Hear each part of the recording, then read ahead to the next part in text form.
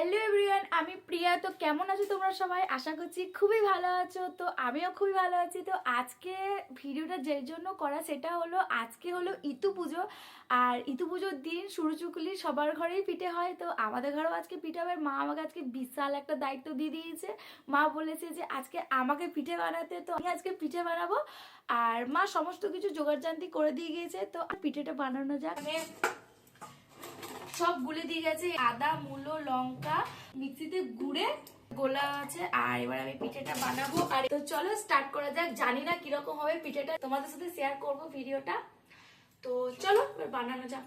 তো আমি তেল দেবো। আগে তেল দিয়ে বুলিয়ে দেবো গোটাটাই, হালকা করে তেল দেবো। জানি না কেমন হবে, ঠাকুর ভালো করো, না হলে আমার মায়ের কাছে বোকা খেতে হবে।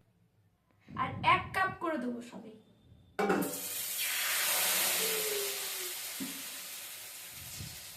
আর এই যে দেশলাইয়ের খাম,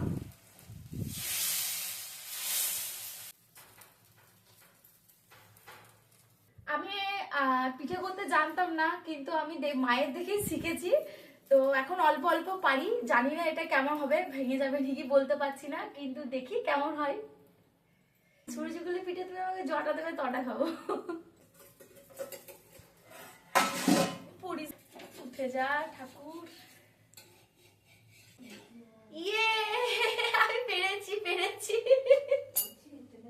তো প্রথমে আমি দেশলাইয়ের খাপ দিয়ে করছিলাম, কিন্তু দেশলাইয়ের খাপগুলো ভিজেই গেল, সেজন্য আবার তেজপাতা নিয়ে করছি।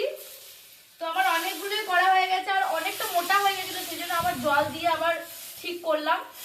অনেকগুলো করে নিয়েছি, এখনো অনেক আছে। তো আমাদের এখন লাইন চলে গেছে, আর এরকম অবস্থা। আর মা এখানে পিঠে গোছাচ্ছে, মানে পিঠে গুছিয়ে গুছিয়ে রাখছে। আর শেষমেশ এতগুলো পিঠে হয়েছে, আর মাঝখানে লাস্টের পিঠেগুলো একটু পুড়ে গিয়েছে। লাইন চলে গেছে, আর আমি একটু এর মধ্যে একটু গুড় নিয়েছি, আর এই যে পিঠে এবার আমি খাবো। তো ভিডিওটা এই পর্যন্তই থাকলো। তো দেখা হচ্ছে নেক্সট কোনো ভিডিওতে, ততক্ষণ টাটা বাই বাই।